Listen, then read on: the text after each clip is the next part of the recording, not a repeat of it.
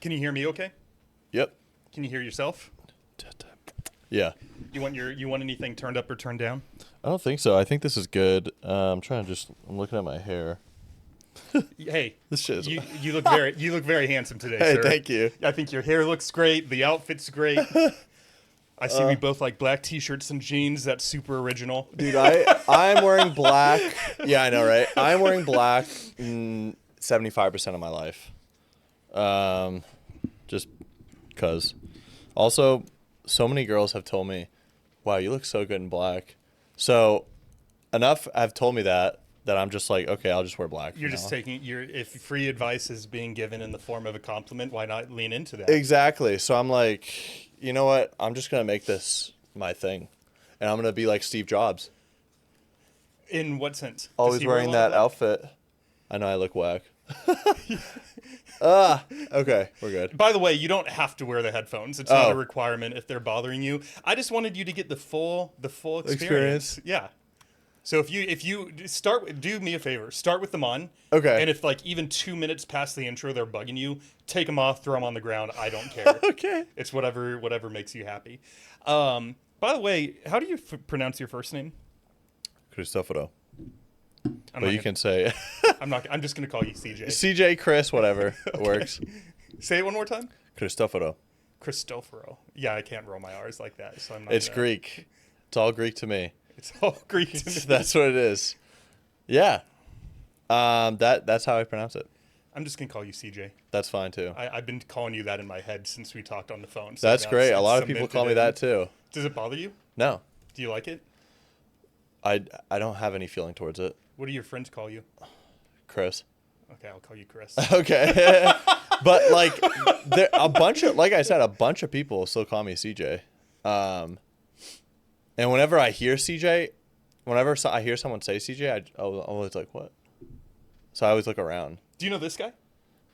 No, I do not. That's another CJ. Oh, really? Here in Austin. He's a UFC fighter. He's a cool guy. There's so many Chris's here too in Austin. And I'm not just saying that because Chris Williamson is right here. I wonder if CJ's first name is Chris. You actually might be the first. He doesn't count because his episode never aired. Oh. But you might be the first Chris on the show. Nice. There was another Chris. I apologize. We're 100+ episodes in. I can't keep track of everyone. That is a lot. I used to be able to list like the episodes out in order when it was like under 20. Really? And then somewhere around the 30 mark, I was like, I can't do this. It's a lot. Yeah. All right, you ready? Yeah, I'm ready. All right, cool. Let's get started.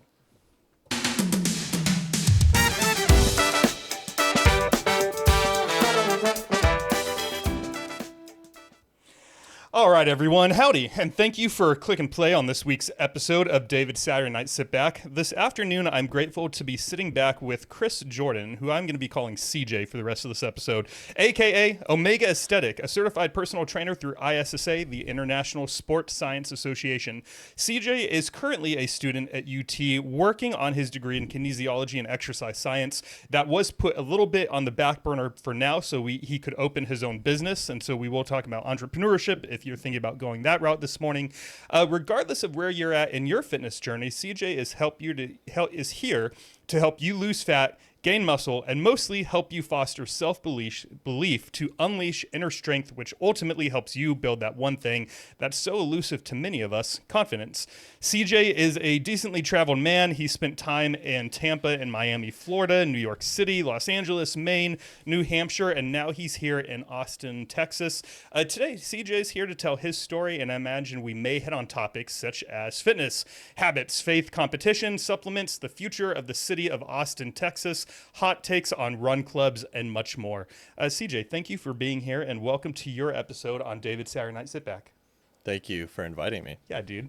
You did one other podcast, didn't you? I have done a couple, yeah. Is this your first in-person one? No, no. I've done one other one online, and this is my second only in person. Okay, cool. How do you like the in-person versus the virtual? I like the in-person a lot more because it's just like it's the full experience. Like it's like a real conversation. On Zoom, I feel like no matter what, like on video calls, like I just like get lazy.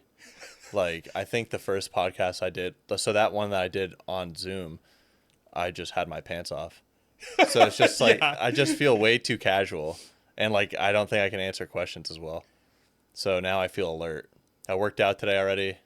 I'm good. I'm fresh. There you go. Yeah, I went on that 5-mile walk I told you about. So that Yeah. it's not a workout, but it's a good way to get your weekend going. And the weather, It's perfect out. phenomenal for that. Yeah.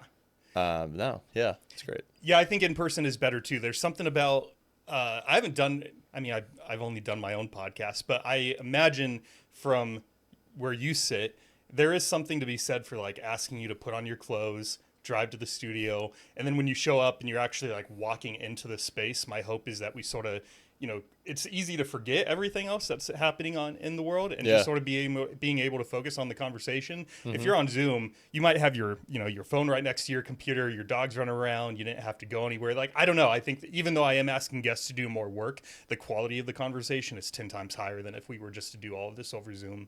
Yeah, 100%. Yeah, I love this kind of production stuff. Yeah, it's fun. Are you happy? I'm super happy. Yeah? What you happy about? I am always happy because I am just grateful. I wake up grateful every day.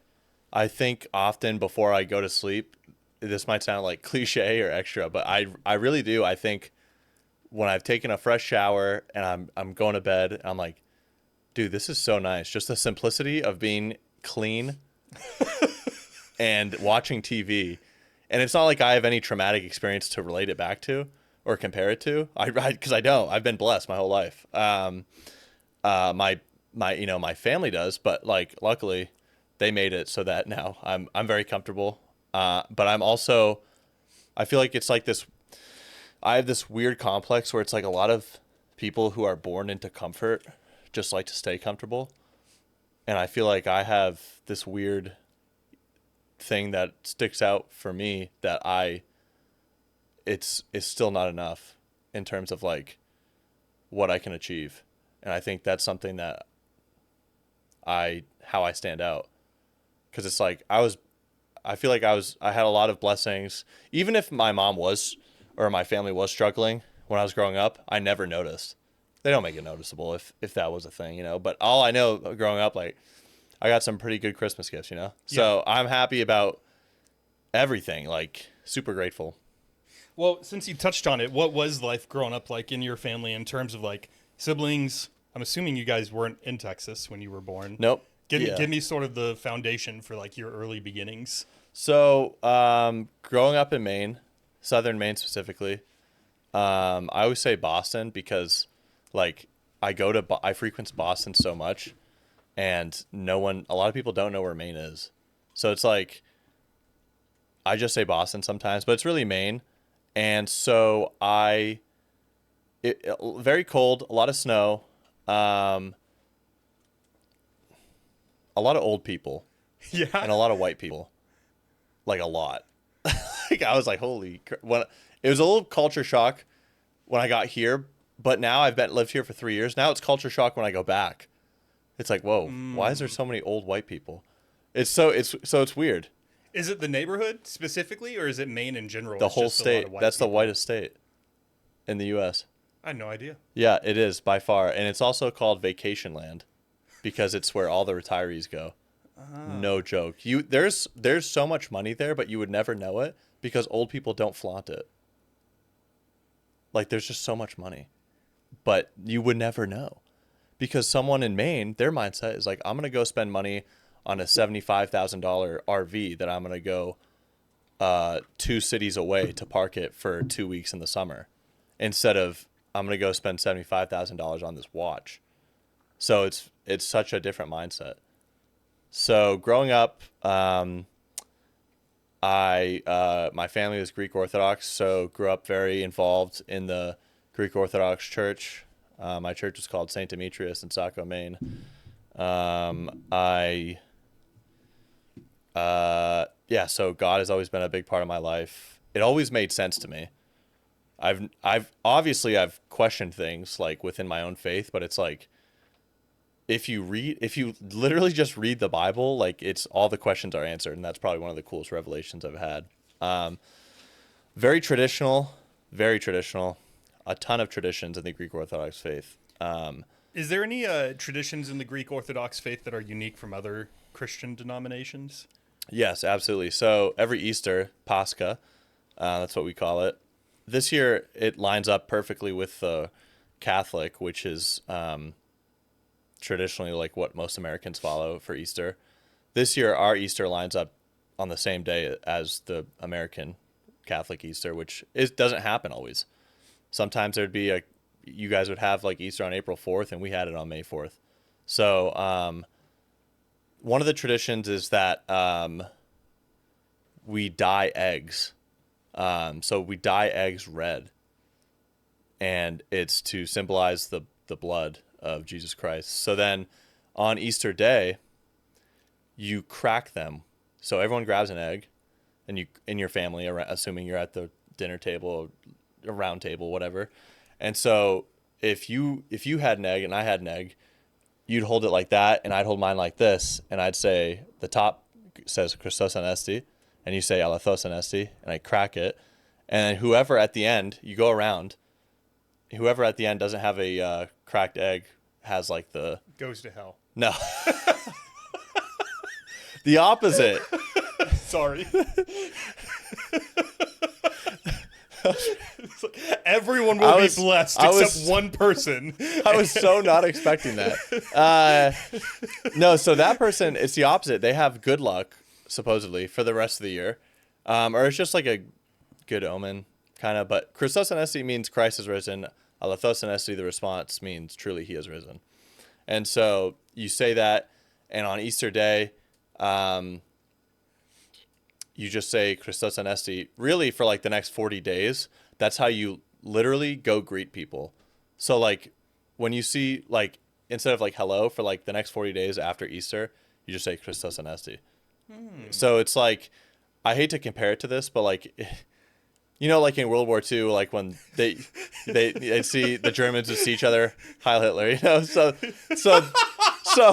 you know, that's how they greeted each other. That's how they greet each other. And it's the same way. That's how you greet each other for the next 40 days.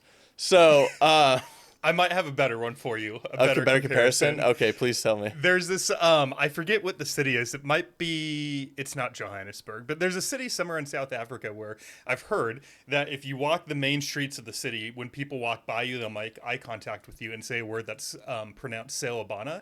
And on the surface, it just translated literally, it means hello. Oh. But in their language, when you translate it, it means I see you. And what they're attempting to say to each other is, whatever state you're in today, I acknowledge that. So if you're celebrating something, I want to celebrate with you. If you're grieving something, I want to grieve with you. If you're happy, I want to know what it is so I can be happy with you. And I really like that notion that whatever state CJ shows up in my life as, whether it's sad, happy, or some other emotion in between, I'm acknowledging that. I accept that about you. Yeah. And I want to bring that to light and not have to hide it. And I think that's a really cool aspect of their culture. Yeah. So Seobana? Sewabana. It's Sawabana. I don't have a South African accent, so the way they say it is a little bit more eloquent than me. Yeah. But South Africans, they just talk with their mouth open all the time. Ah, yeah. It's just, that's what I've noticed. Have you met a lot of South Africans? I've met a couple. And it's so different because like British people, like you can tell like their mouth is closed more when they talk. But South Africans, like, ah, yeah, like their mouth is just open. This almost sounds like a Jamaican. It's weird, yeah. I feel like Jamaicans. I've only met 2 or 3, but yeah, they have really big laughs, and I like laughing. So yeah. Do you breathe through your mouth or your nose? I am a mouth breather. but I want to be a nose breather so bad. Why don't you just change?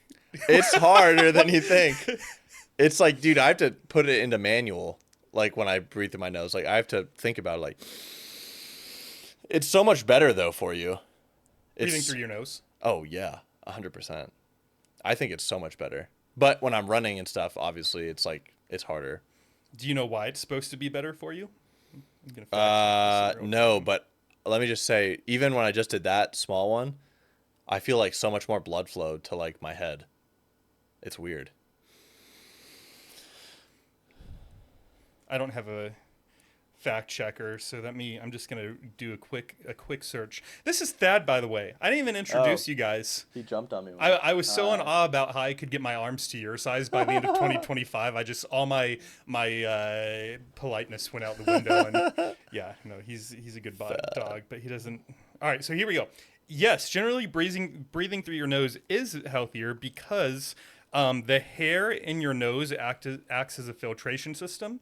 It also humidifies the air that you're breathing. It produces more nitric oxide. There's proper oxygen exchange. You apparently sleep better because it reduces the risk of snoring. Yep. And it can help you avoid dry mouth, bad breath, and tooth decay. Mm-hmm. I believe 100%. 100%. But you know why? I wanted to order some of those nose. So I tried this stupid TikTok thing. I never thought the TikTok shop would get me, but it did. So I finally ordered something. And it was like this Air Mag. It was called Air Mag. Not sponsored. They suck. Dude. I was so mad I didn't even bother leaving a review. But there are these tapes with magnets that you get, and you put it on your nose like right here, and you stick a thing on, and then it like supposed to snap, and it's supposed to open it because the magnets are sticking to the thing you're putting on your nose. Shit did not work. Wait. So I get the strip with the magnets. What are the magnets attaching to? What's the So there's metal? magnets with tape, and you put one here, one here. Yep. Then there's like a hard thing, this shape that you put over it, and the magnets are supposed to And opens your nose. and open your nose. But I could not get that it to stay on, or it wasn't opening wide enough. So like I either did it wrong, or like their shit just sucks. Maybe your nose is already too big. That I doubt it. I'm not gonna. I think it's big like this way, but like width, no way. Definitely, my grandma, my yaya, that's what we call it in Greek. My yaya had a fat schnoz. So I feel like I got that a little bit. One of my workout buddy, he told me the other day that him and his girlfriend were hanging out, and she said, "Are you ever self-conscious about how big your nose is?" And he was like, "Up until this moment of my life, no, but now I am. Thanks." And so then he's like, "Do you think I have a big nose?" I'm like, "It's average. It's no bigger than yours." To be honest. So if you have a big nose, so does he. If you don't, then neither do you, Tyler. If you're listening. I'm not. I wouldn't even be self-conscious. I don't know. I think big noses are cool. Well, the thing is, you can't really do anything about it either. Oh, yeah. I mean, like, if you wanted to get bigger pecs, which I'm sure we'll talk about fitness at some point during this episode, we can actually go do something about that. If you want to lose weight, you can actually go do something about that. But there are certain things, like, if you want to be like, oh, my fingers are too short, I want these to be longer. It's like, well, that's just sort of what God gave you. You're sort of just, it is what it is. Exactly. Yeah. You got to play with the cards you're dealt. All right, so I asked you about breathing because we were talking about South Africans and they always have their mouth open. Oh, and the Easter greeting. Yeah. That's how we went down this digression. Yeah. But I was pretty athletic in my childhood too. Always doing sports. Was I the best at them? No. But I always had fun. But I was always moving. Like I was always been active. And then when I realized early into high school, I was like, I'm not going anywhere with these sports. What sports? Oh, I did lacrosse. I did javelin on track and field. I did the 800-yard dash and track. I did soccer. I did lacrosse, was one of my favorites. And I did... That's it. I used to do, obviously, baseball, but that was like Little League. That was like way when I was a kid. But that was fun too. So then I started going to the gym because I was like, these sports are getting bored because like everyone's trying too hard. Now it's not fun. So then I was like, okay, I'm going to go to the gym. And then previously when I was playing sports, I had gone to this speed school. And it sounds kind of weird. It's like, what the fuck? Like, what? What's a speed school? Like, I've heard of a sped shed, but like, not a speed school. So what that is basically it helps you in your sports that you play. So you focus on change of direction, acceleration, some weightlifting. So I had learned a little bit of weightlifting through there with a proper instructor. And then when I was in the gym by myself, I started doing bench every day. No joke. I was doing bench press every day incline, decline, and flat, and then I would do core and leave. And that's what I was doing every day for so long. And then eventually, at one point, this bump on my arm started to appear. And I was like, what is that? And Is it that actual red one that's still on your arm? Or oh, is it no, gone no, now? no. I just meant the tricep. I didn't know I had a red bump on my arm. Sorry. I'm sure it's just Oh, like it's probably like an ingrown hair. yeah. I did shave my arms the other day. So makes sense. And I'm kind of bad at it. So yeah, started benching every day. So then from there, my addiction started because I was like, oh, I'm seeing a little bit of results. And I actually, before I even went to the gym, because I couldn't drive myself, I literally just got a pull-up bar, put it in my room, and then listened to Crank That by Soulja Boy doing push-ups and pull-ups. I'd play like the best of early 2000s mix. Like, I don't even know what else I listened to. Like, old rappers like Soulja Boy and 50 Cent. And I would just do pull-ups and push-ups in my room. And I'll never forget, I was so destined. I was pretty determined, actually, now thinking about it from back then. I would do 100 sit-ups a day. And I was like 14 to 15, around there. Were you skinny, average, weird? What was your So fucking weird. Very fucking weird. But still am. So I was skinny, but I was like boxy. I feel like I was like busty. busty? I wasn't that lanky. Like, I wasn't so skinny you could see my abs. I had to build the abs with like the exercises. So, but I wasn't fat. I was like in the very middle. I was like skinny fat almost, but I was also a kid. So Yeah. it's like whatever. But yeah, I was, I guess, technically skinny looking back at it. But yeah, How old are you now? I'm 23. You're 23. So in 2017, you would have been 15, correct? No. You're 23 right now? We're in I would have been 2025? 17 in 2017 or 20. I was born in 2001. 2 months after, 2 months before the second 17. tower went down. What? I said 17. Oh, did you? Yeah. Oh, never mind. Then yeah, I know your own age better than you. you missed my 9/11 joke. Sorry. Say it again. Say it again. Wheel back. I was born in 2001, 2 months before they hit the second tower. July? Yeah, What day? 19. Okay. I'm on the 30th. Oh, really? Yeah.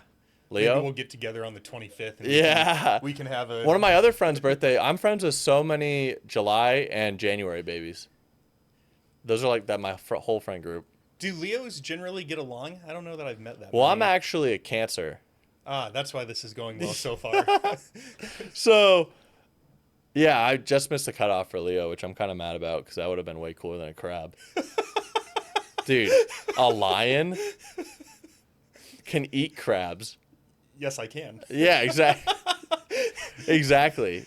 I used to work as a front desk attendant at a gym, and there was this one guy named Don Shirley. He was this dude. He was hilarious. He was 1,000,000 years old, and he would drive up every morning in his Cadillac, and he'd take the handicap spot right in front of the front doors, and you'd see his windows roll down about an inch, and then about 60 seconds later, you'd see puffs of smoke just start coming out of his car.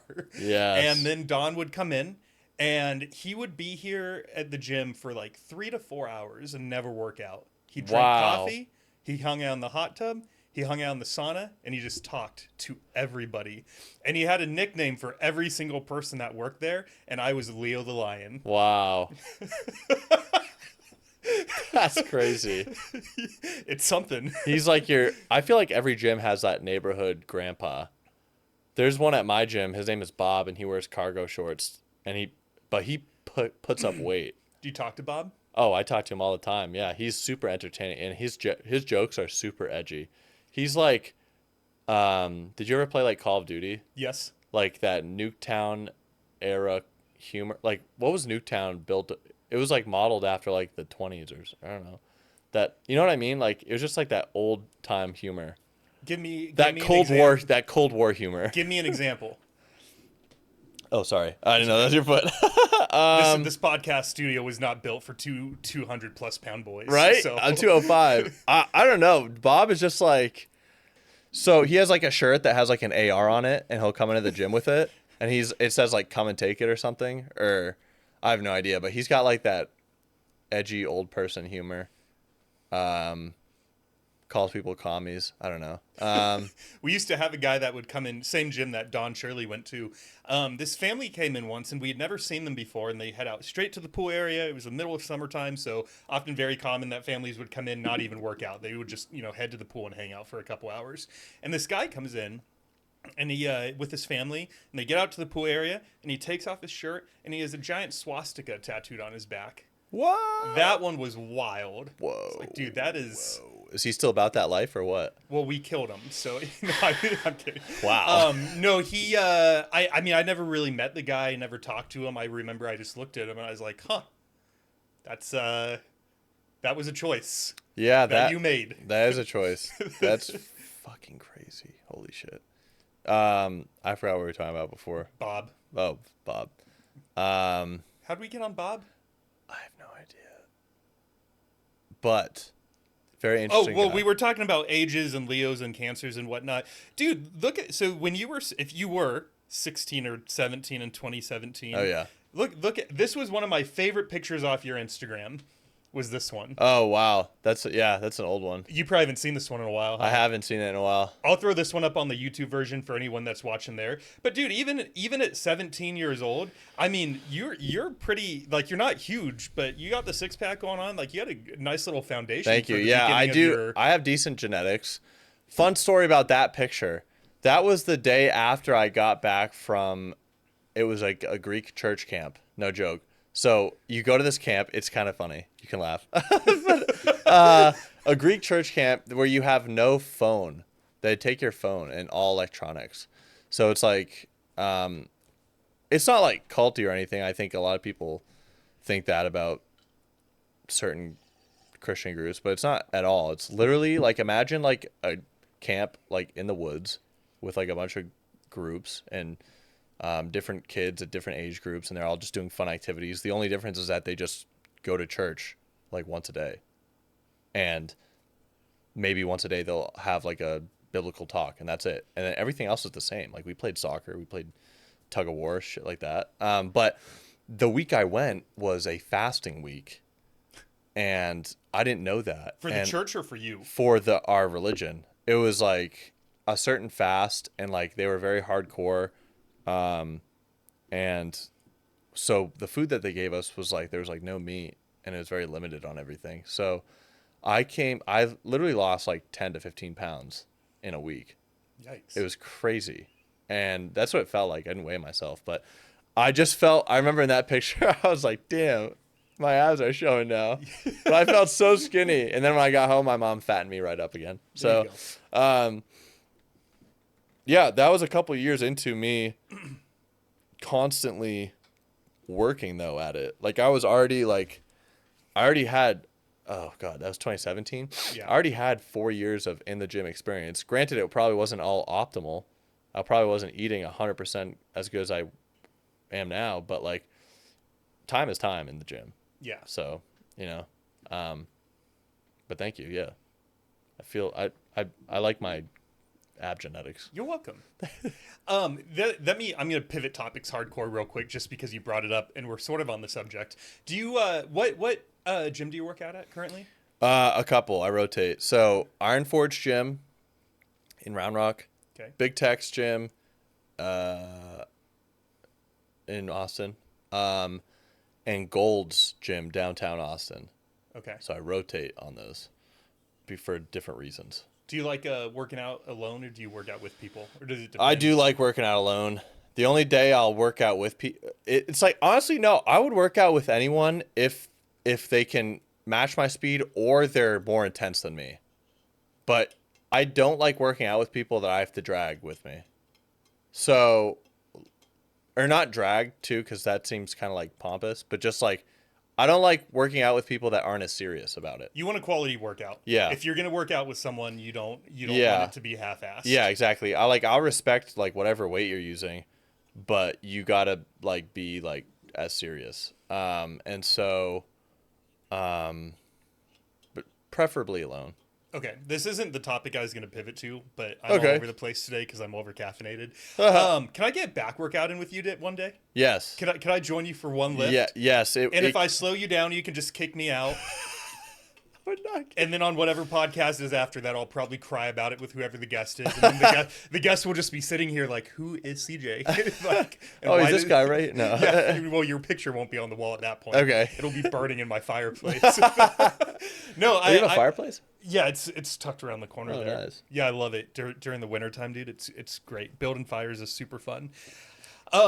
So the topic I was actually going to pivot to is I work out at the Golds in Bee Cave, and I have a Golds. I also hop around to different Golds just depending on mood, who I'm lifting with, how much time I have, so on and so forth.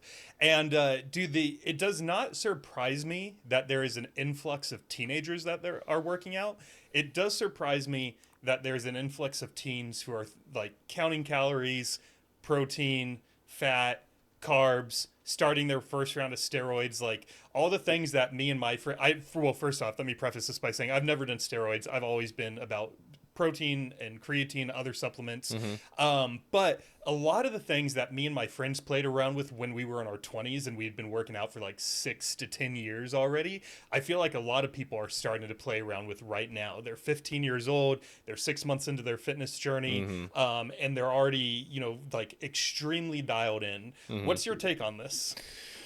Yeah, so I think, especially in guys, because I just know how guys work more than women, in terms of like their mindset in the gym, because odds are I was there too.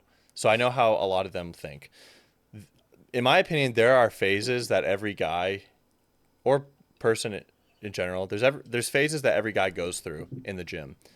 There is, first of all, they're going in, they don't know what to do, they're doing what they feel like, they're doing what they want. They might be doing an exercise that made them feel good last time, and they're just going in.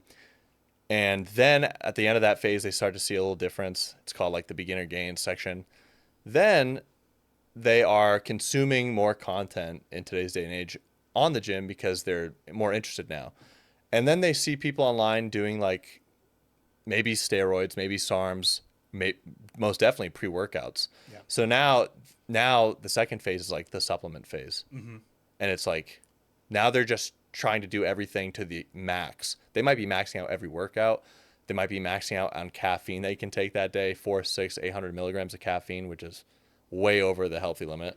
Some of them a gram. Exactly. I've met those people. I've trained clients in person that they called me. They're like, yeah, I'm on like a gram of caffeine today. I was like, what are you doing? It's insane to say. Like, why are you asking me why you can't go to sleep? Like, stop. Yeah. And so then, the beginner phase, the supplement phase, and then after that, it's like, which the supplement phase, I think, is the most dangerous because they are willing to do anything to reach peaks. And that's dangerous because they can make decisions that they can't go back from in that stage, So the third stage is where they kind of dial in a little bit more. They start to learn a little bit more. They're getting a little bit more into the science, and a little bit more, not a lot, but a little bit more. And that's where the real development starts, because they're slowing down a little bit. Maybe they might be taking a couple supplements, but not spending $300 at GNC. I used to work at GNC, and I would see these kids come in and be like, where are the SARMs? I was like, guys, like, what?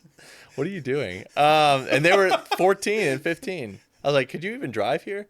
I think I don't know. I don't know how to feel about it, because I feel like it's almost necessary for all those young guys. Older guys, I feel like starting in the gym, starting a fitness journey, older people don't have that same journey. But I know for a fact, like under 21, all guys go through these phases, I think. And then I feel like maybe the fourth phase is when they start locking in a little bit. But this is like 3 years in, I'd say, the fourth phase. They start realizing, and organizing and become more intentional with how they work out and what supplements they take or don't take. And the third phase, I think the second phase, when I was talking about like extreme, that phase I forgot to mention, they're probably maxing out as much protein as possible too. They probably won't eat anything if it doesn't have protein in it. The third phase, maybe they're coming down off that and they're, like I said, getting a little bit more technical, a little bit more sciencey, rhyme behind the reason. And then the fourth phase, I feel like, is probably one of the last phases before they just completely smooth it out. And the fourth phase is where they might hopefully take a more holistic approach, and maybe they start doing more functional things like stretching and doing different mobility things other than deadlifting. I knew people that tried to max out on deadlift twice a week in their first or second year of lifting, and I'm like, what are you doing? And then they'd get injured, take an Advil, and be like, dude, I'm kind of tweaked after my last deadlift, but you know what? Got to go back and try it again. Didn't hit it. Pop, 2 Advil. I was like, what are you doing, dude? You're going to get cranked out there. So those are the phases that I have literally seen probably hundreds of guys, young men go through. And how do I feel about it? I think it's good that they're passionate about at least getting active. Yeah. But I think there's definitely, like, they could go a route that they regret, especially in that second stage where it's just like more and more and more and more. Yeah. They're on a high. Like, they're on a dopamine high. It's like, not every... Oops, sorry, puppy. It's okay. You can kick that in the face. Oh, that's completely fine. We invite you into our home. Yeah, I met a guy recently He's just tweaking out. I put pre-workout in his water bowl sometimes. I'm not kidding. Could you imagine? Oh my god. Start putting creatine in there. I mean, he could use it. He's not exactly the most fit dog, as you can tell. But I take him with me on those Saturday morning walks, hoping he might. He's lose fed a little well. weight. Yeah. He's fed very well. He's not fat. He's just fed well. He's just fed well. He's a unit for sure. He's loved. When did you? This is going to sound like I'm changing the subject. I'm not. When did you get your first phone? Do you remember how old you were? Yeah. I remember my best friend Cody got his phone, and then right after I went back to my mom and said, I want a phone. And and I begged her. I remember so much. But I think it was literally... Actually, it wasn't Cody. It was Nolan. It was second grade. So you were 8? Yeah, it was second grade, and it was a flip phone. I think I had like 2 or 3 flip phones before I got a iPhone. You remember how old about you were when you got your first iPhone? My first iPhone... High school, maybe? Was... No, it was a little earlier. My first iPhone was the iPhone 4. And it was... I want to say, honestly, 5th grade. So you 5th or 6th. Like around middle school. 11, 12, somewhere in there. Yeah. Did you jump onto social media pretty quick? Yeah. Okay. Yeah. I remember this specifically because my friend Nolan got Instagram, and he told me, "Dude, you should get this app." And it was in 2012, and I didn't realize it came out so recently. And so I was on early Instagram, like right when it began. But yeah, I hopped on Instagram fairly quickly, I feel like. Do you remember what was on Instagram those days? I know I'm jogging your memory. I apologize. No, this is good. I think on Instagram nowadays. Or back then. Oh, you know what? Yeah. It wouldn't have been saturated with like as much fitness as there probably is Right. now. I do remember. It was a bunch of memes. It was mostly memes. It was a bunch of memes. Yeah, and it was like the old school memes, which that's what my humor is basically now. I have Vine humor. I like Vines. So yeah, me too. I miss Vine. Too. Elon Musk might bring it back. Sweet. Maybe, I don't know. There was a bunch of memes, and it was also like a bunch of cringy shit looking back at it. I remember very specifically, it was this black background, and then there was a ping pong paddle, a basketball, a soccer ball, a bat, and a football just in this picture. And it said, like if you do a sport. And it's just like the craziest, cringiest posts ever, dude. And then it was like that meme of the baby. And then it was like the meme of that ginger with the ugly high school photo or something with the purple background. He's like a sweater. It's like it's like the bad luck guy. That was his name. It was the ginger. And it was like, goes to prom, he's homeschooled or something like that.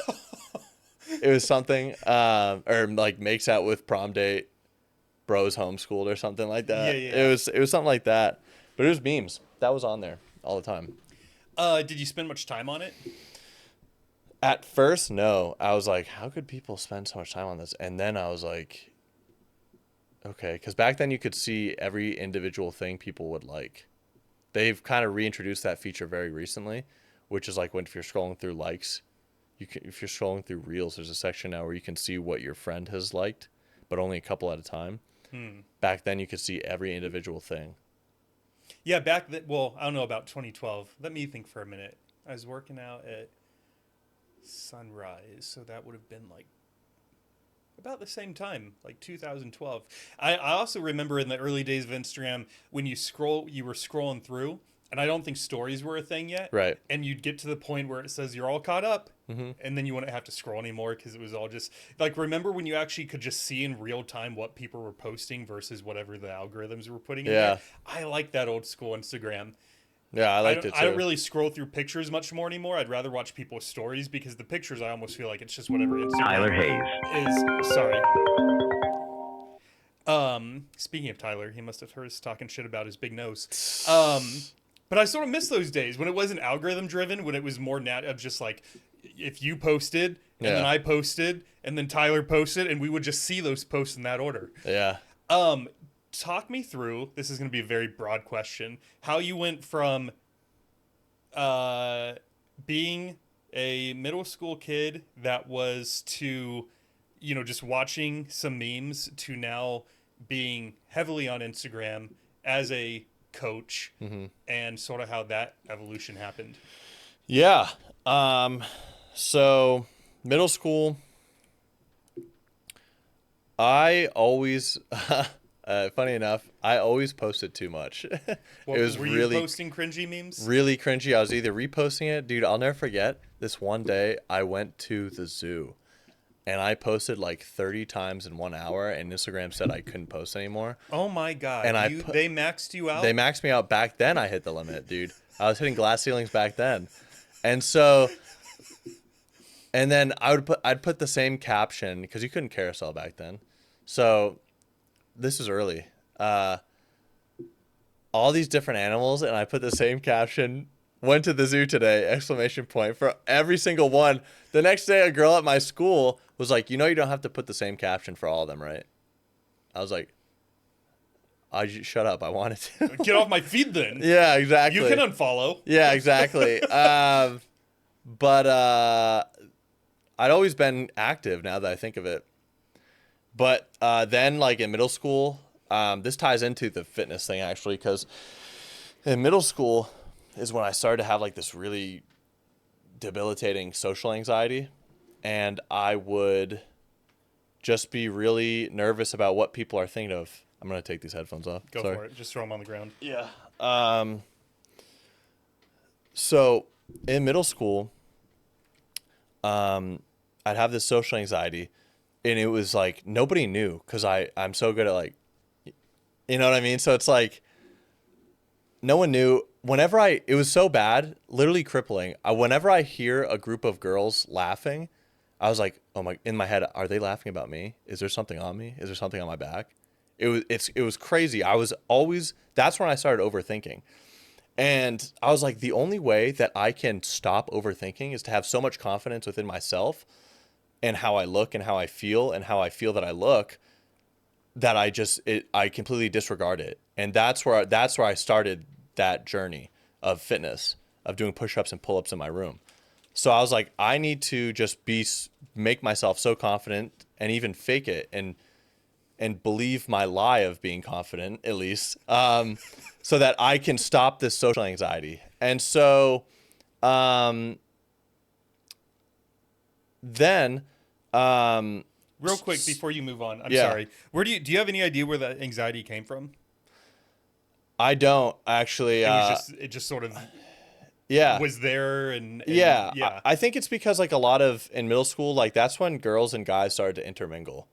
And it's like, oh, now I care what the girls think. You know, like now I care. Now I like them. And now it's like I want to impress them. And then I was like, oh shit, I don't want to make the wrong move now. And I didn't want to be, I went to a small school. Everyone knew everyone. And I didn't want to be talked about in a bad way. Did anyone ever actually talk bad about you? Nope. To your That's the knowledge? funniest part. Like they all loved me. And I know this because early in high school, this is going to sound super bragging and stuff, but it's like they would just like, I know that because I found out in high school basically that in high school and middle school, like, you know, I was, I guess, more well perceived than I thought. And so back to that on the Instagram path. So in high school, so that's when I knew I needed to make a difference in my body. And then I waited until the day after high school graduation to start my Omega account because I was still hanging on to a little bit of nervousness about being talked about and judged if I were to put my workouts online. But I wanted to anyway because I was a lifeguard and so many people at my work would see me obviously with my shirt off and they'd be like, dude, what are you doing for this? What are you doing for that? I'd just be like, dude, there's too many people asking me. I'm just going to post what I do on Instagram. And it was just building up from there. And then right around the same time, TikTok started to become a thing. I thought it was really cringy. I will forever think there's not a time where I took TikTok seriously. I got my account, a personal one, up to like 100,000 followers, and then I got deleted one day. There was like this mass wave of TikTok accounts being like deleted, and I didn't care so much. I was like, I'm not even gonna fight to get this back. Like whatever. Do we know why they went through that wave? I don't know, but there was a time in 2021 where a bunch of accounts were just getting banned and like deleted. Huh. No idea why. So I'm a lifeguard. I'm starting to post some stuff, and even towards the end of high school, people were starting to notice because I was just starting to take the gym really seriously. And then I started to feel a little bit better about myself. I started posting some selfies and stuff because especially because like in high school, like if you did that, like you're gonna be like, oh, you're gay or something like that. Like it was always that like, I feel like you could just get roasted so easily in high school. Yeah, my buddies did it to me. Exactly. One of them was like, dude, if you post one more shirtless picture. Yeah, exactly. I don't remember what the rest of that sentence was. Yeah. But it wasn't a positive thing. Exactly. Exactly. Exactly. But yeah. I'm gonna burn you or something. But yeah. So I'm gonna stop being your friend. Yeah, exactly. But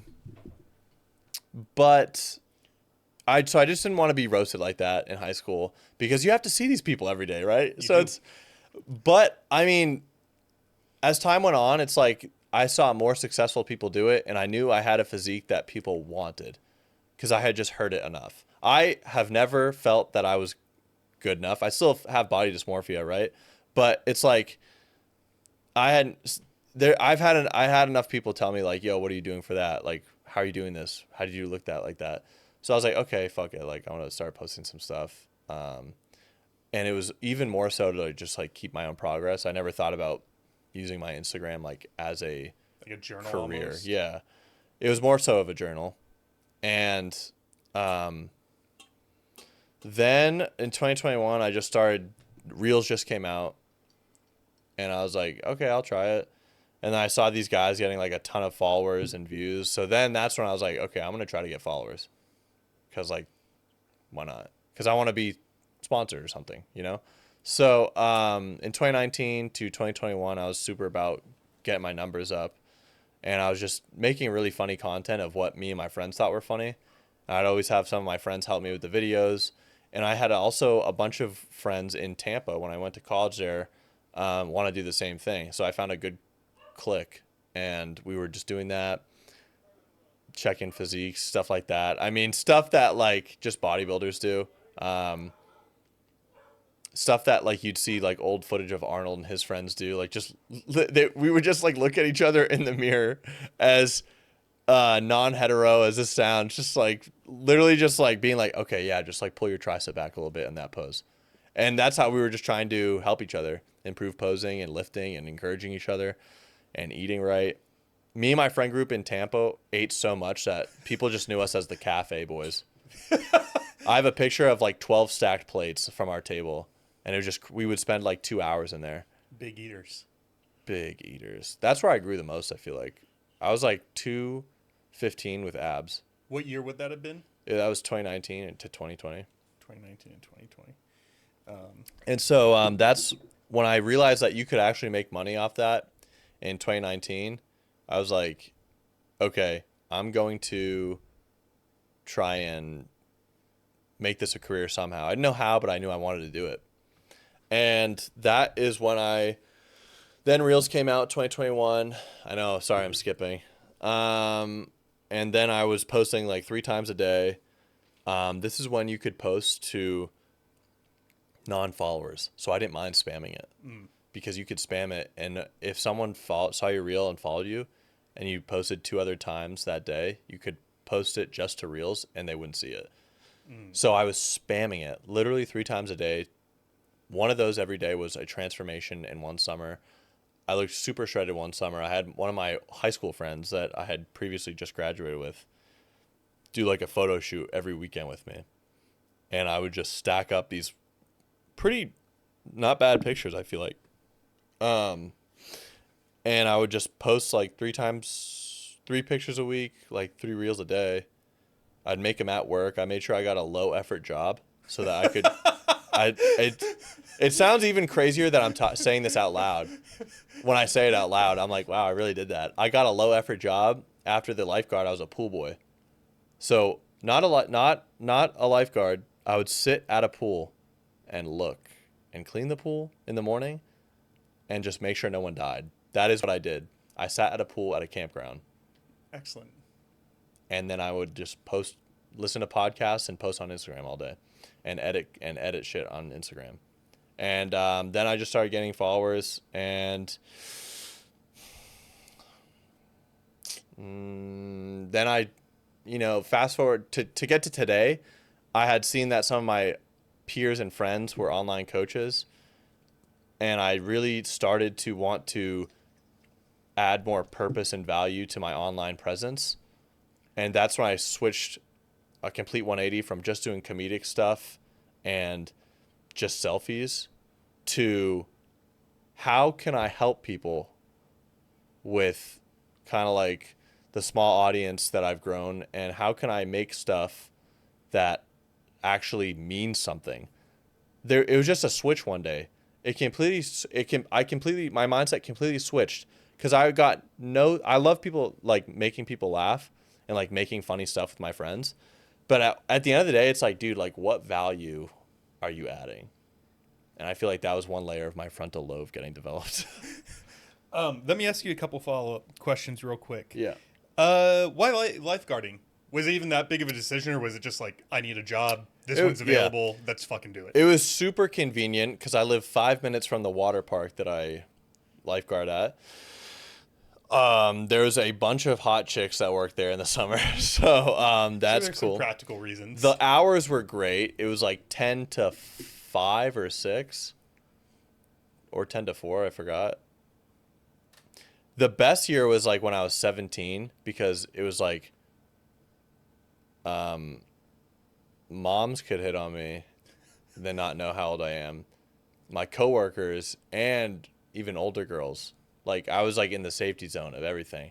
So like anyone that was like, I don't know. I just feel like that was the best year. I don't know why. I don't know where I was going with that. But what a flip flop from thinking that like everyone was making fun of you to who am I going to talk to today? That's true. Yeah. And I'm not even like some kind of man whore either. I'm just like, I just love women. I don't know how to say it.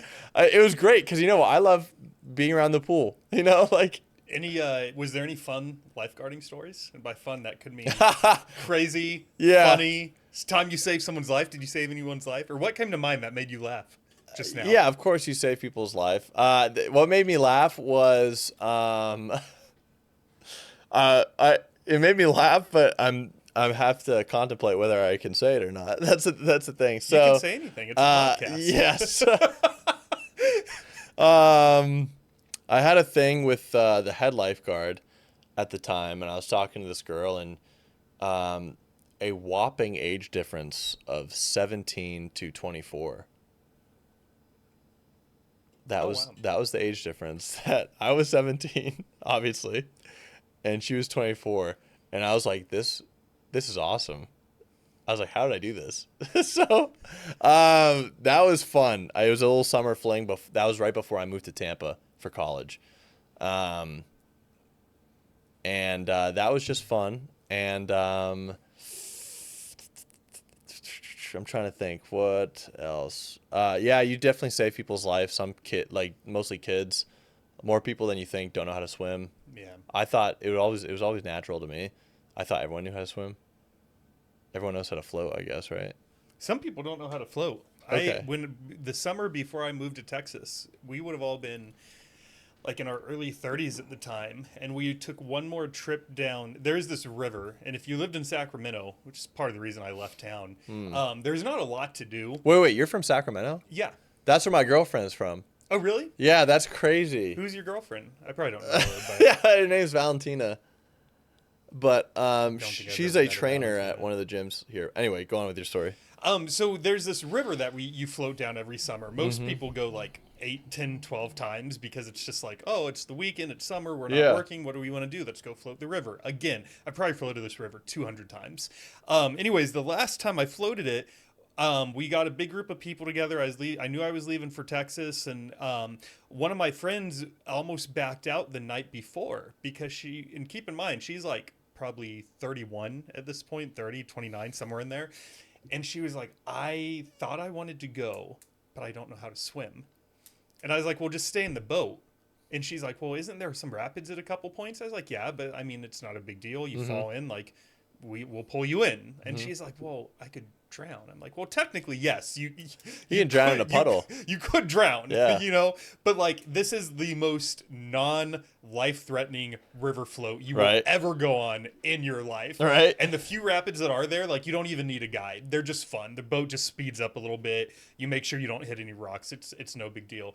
But, dude, it was so funny because she came out the next morning, and the park rangers don't enforce life jackets or anything. It's highly encouraged, but there's no one, like, checking your boat or anything to be like, all right, there's 4 people. Is there 4 life jackets? No one cares.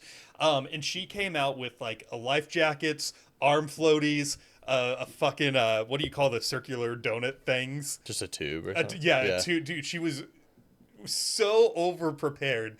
But to your point, there are adults in America who don't know how to swim, and not only do they not know how to swim, but they even have like a fear of like, oh, well, if I do get in this body of water, I might drown. Yeah. It's wild. Yeah, my mom's one of them, definitely. She doesn't know how to swim and she gets scared. But the thing is, she does know, but she's just scared still. Even to this day? I think deep water is scary to people. What about pools? Can your mom swim in a pool without issue? She can try, but she is super scared. So she doesn't even really enjoy herself? No, I just she holds my arm and I just swim her around. What a good son. Right. Good guy alert. Yeah, hey, thanks. And then I have another friend that when we went to my water park after I got off a shift, we literally went to where you couldn't, we were on a tube in this big pool and it was like a 9 feet deep at that point. And I pushed him off and he literally just started flailing. And I jumped off, and he just held onto my shoulders the whole time. And he was like, Save me. It's like a grown man just wailing. I was just like, okay, relax. But I have to do another real-time fact check real quick. Yeah. Take a guess while I type this in. If you had to guess, how many people in America do you think don't know how to swim? How many or what percent? Either one. I'd say like maybe 10%. So maybe 30 million. That's 10%. You're super close. According to the NewYorkPost.com on September 8th of 2024, they reported that approximately 15% of U.S. adults, which is about 40 million people, do not know how to swim. And even though 85% of Americans claim to know how to swim, they cannot perform the basic water skills. Damn, that's crazy. Yeah. Sounds about right, honestly. That's more than I thought. After seeing what I've seen, yeah.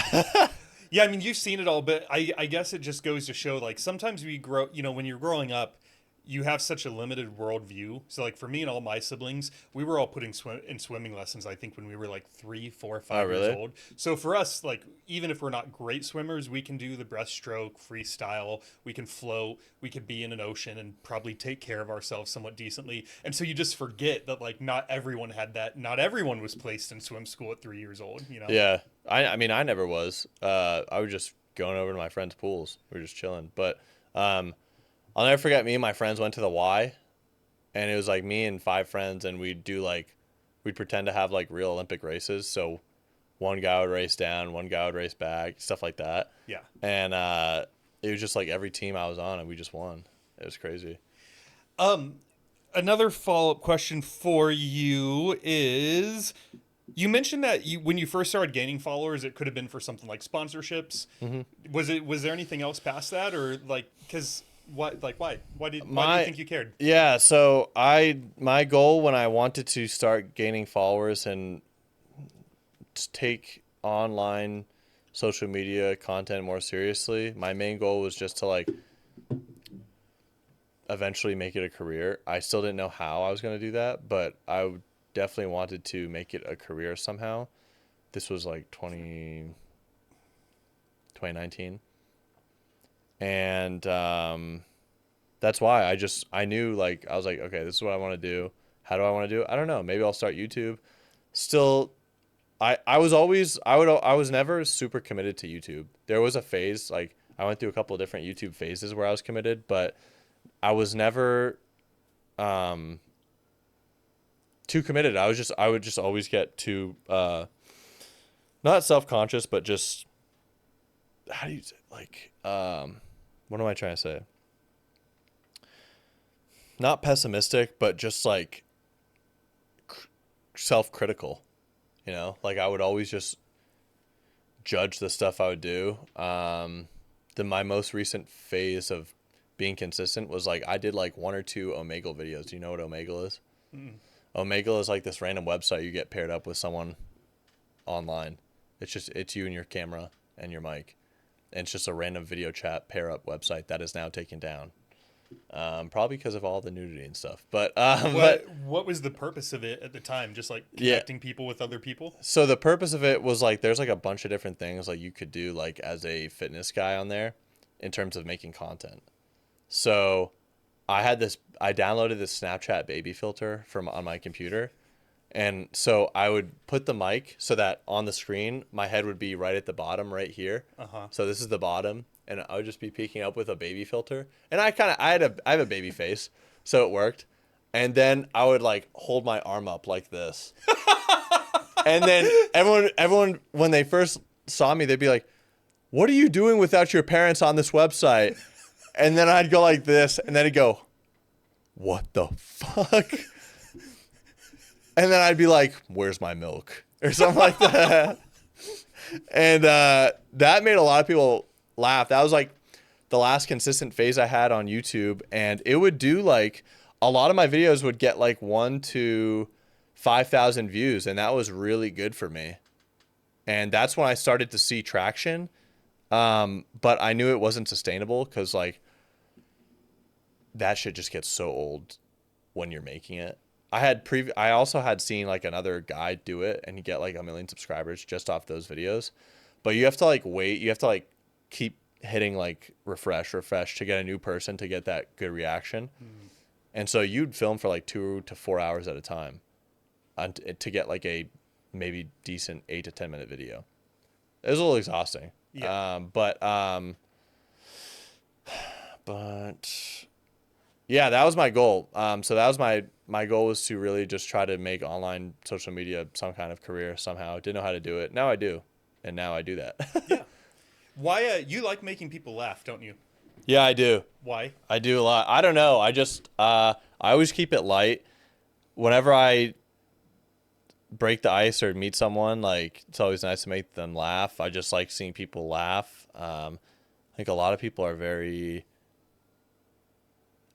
like are really sad, and I don't know why. Well, they obviously probably have stuff going on, but like I'm blessed enough to yeah, right. I'm not laughing at the sad people. I'm just enjoying listening to you. Yeah, but no, I mean, I feel like I'm pretty blessed. It's like I have nothing to be sad about at all. And so like why not like be in a good mood? If you had to speculate, why do you think people are sad? I think people spend too much time on their phones. I spend a lot of time on my phone, and I think there are consequences to that, but I am very mentally stable.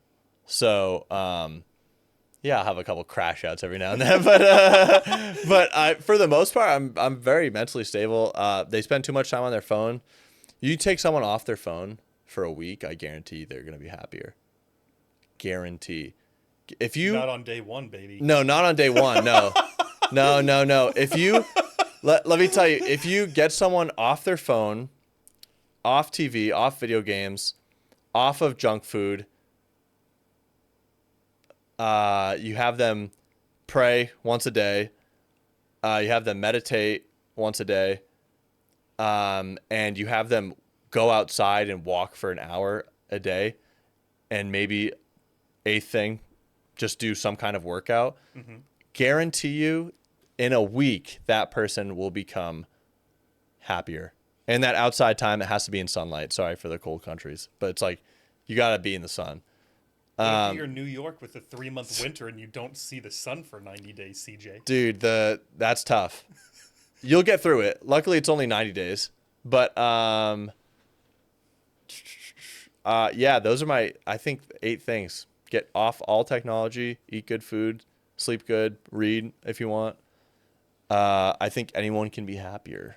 That's a lot to ask someone, though, if they're not doing any of those things. True. That's like a whole life conversion. Can I ask you about a couple of those? Yeah. Let's start with praying. Okay. Do you encourage most of your clients to pray? No, I don't push any kind of religion on clients. Do you think praying is only a religious function or action? Well, so do you know that 30% of atheistic people in times of extreme distress pray? That's wrong. How do you know? Yeah, I was like, what? Well, and that's actually, to be honest, that's sort of, when I was asking the question, that was sort of what was going through my head is like, I'll give you a very lighthearted example. Like, yeah. What if you're on a walk and there's a giant bee chasing you and all of a sudden like, oh God, no! Yeah. Like, that is a form of like, who are you referencing when you say, oh God? Like, was that not a mini prayer that you just said? Yeah.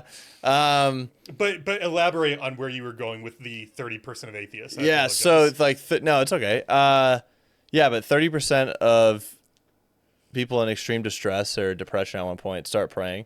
Maybe not in a heat of the moment thing like that, but maybe if they're just super just like beat down. I think everyone has a rock to lean on or is a slave to something or is addicted to something maybe. But I feel like if that thing is God, then like you're going to be the hardest person to like conquer. Right. Mm-hmm. So, I don't push it on clients.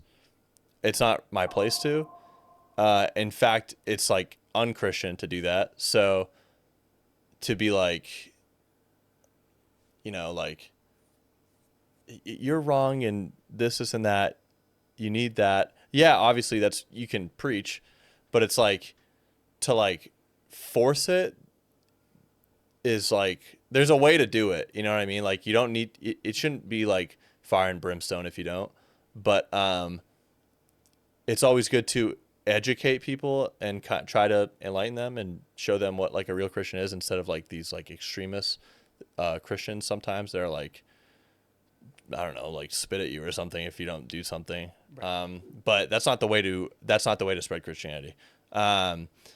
So I don't ask them. Some clients tell me openly like what their religion is and what their holidays, stuff like that is. But no, I do think that I recently just talked to a client about this who has such a bad time sleeping. I told him, I didn't tell him to pray, but I told him to start this night routine that I prescribed him because he's so bad at sleeping and just super stressed out. It's affecting every aspect of his life. So I said, we're going to incorporate a couple of these things. We're going to start doing a light dose of melatonin at night. Put the phone away before you go to bed for 90 minutes before. 10 deep inhales through your nose, so almost like meditating, and chamomile tea. And then finally, once you're in bed, the Navy SEAL sleep method, which is 7 seconds inhaling, 7 seconds holding, and then 7 seconds exhaling. And I said, you're just going to do that every night now. And you're going to make sleep your bitch. So, but no, I've never forced any kind of religion on any clients. For that, well, I'll come back to the sleep schedule in a second, because I know sleeping is a huge thing, at least in my circles. Mm-hmm. People are having a really hard time sleeping right now. So we'll definitely circle back to that in a second. The reason I asked you about prayer when you listed the 8 things that you would give someone stems from a conversation I had with someone recently, a close friend of mine. Like you said, you're pretty mentally stable, but even you crash and burn every now and then. Yeah. I'm the same way. I feel like I'm pretty even keeled, like 80 to 90% of the time. Right. But I had something that was stressing me out pretty big. And so I asked him if we could get together and talk about it one night. And towards the end of the conversation, he says, you were raised Christian, weren't you? And I said, yeah. And he's like, but you don't go to church or read the Bible, really, like you're not like a practicing Christian in any way, shape, or form anymore, are you? And I said, that's correct, I'm not.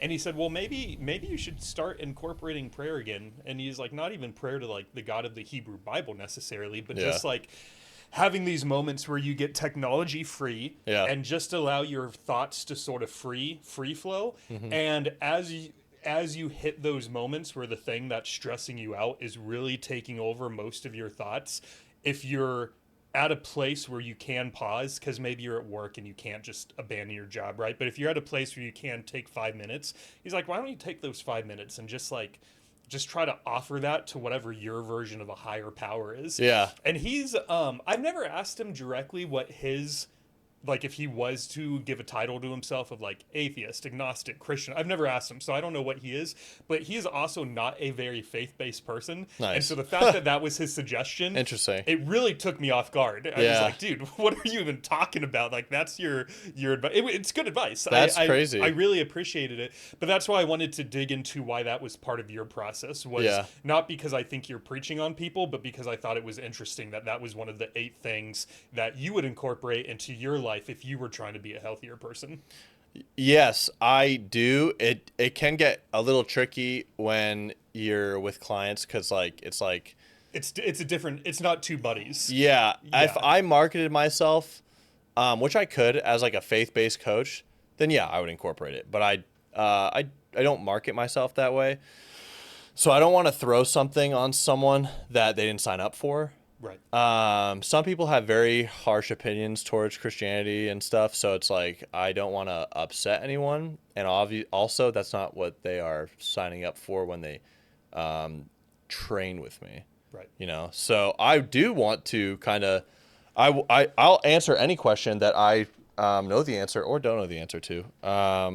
Which I'll simply come to this guy for all of it. He will come up with an answer, even if he doesn't know if it's a good answer. Well, you know what I'll simply say?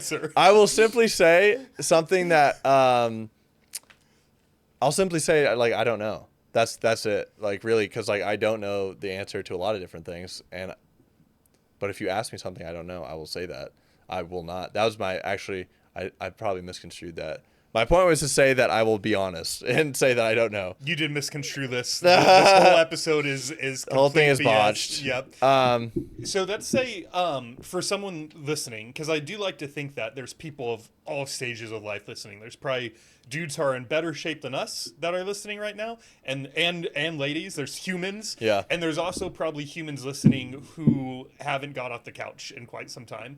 So the 8 things that you mentioned, that's a lot to ask of one person, right? Less technology, more walking, more exercise, more prayer. Yep. If you, knowing that there's at least one person in the audience listening right now, if you were to ask them to start with one of those things, where do you think where would you have them start? I would start them with none of them. So this is, I know it sounds, I know. That's the best answer. Yeah, no, that's really what I would do. The thing that I would start. Please tell us where the starting point is. Yeah, so simply, I wouldn't start them on any of them. What I would do is, this is something I specialize in, is I would start them with finding time first, because time is like so valuable. And some people aren't busy. A lot of people are though, right? Especially if they're like a working adult. So the thing that I specialize in and what I do with clients is like, I literally get their whole schedule in a calendar and we go through it together, and we see these times where they can get fit, they can do something, they can go to the gym. And so what I would recommend is first of all, get used to using a calendar very frequently.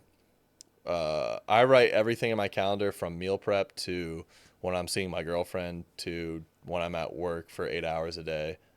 So I block everything in so I know where my time is, because you can't really start anything if you don't know when you can start, or like simple tasks, like you cannot remember all these tasks that you have to do sometimes. If you have to like go to the store, you have to pick up this, write it down. And so I'd start by time blocking everything that you do in life. I put in sleep. I write 10 p.m. to 5:30 a.m. I just write Z in my calendar. Sorry, I'm going to turn my ringer off. I was going to say, you were making me think it was mine. No, I don't know who No, says me. I'm just giving you a hard time. Before we move on from time blocking, sorry to keep interrupting you. Does it ever give you anxiety? Like, if there's a day where you're really busy and you can't make it to bed till 10, does that time block ever have the opposite effect? You're like, I should be in bed right now. No, because I feel confident because I know it's on there, so like I don't. Sometimes, like, listen, like, I'll give you an example. Yesterday, fuck all got done from my calendar. Like, nothing. I blocked so much shit out. Nothing happened. It was insane. It was crazy. The good thing is that I still know what I need to do, though. I can carry that over to today. And now I can do the stuff that I meant to do because I wrote it out. So going off schedule doesn't stress me out because I still know what I have to do. If I went off schedule and ignored it and went to the next day, I would not have any idea. And then I'd get to the due date of whatever I needed to do, and then I'd be like, oh my God, I forgot I needed to do this. But I didn't forget because it's on paper now. So it helps me in every way, I think. Okay. But I know where you're coming from. I know how that could, like, going off schedule, it doesn't bother me because I still know what needs to get done. There's also AI tools that can help you too now. Like map out, time block your whole day. I've never used it, but it looks interesting. Have you, you've probably done this. I'm curious if you've done this or if you've had one of your clients do this. Have you ever gone through like a 3-day period, 7-day period, or even 1 day where from when you wake up to when you lie down, you carry some form of paper and pen with you and you literally journal every time you switch tasks? I've never done that.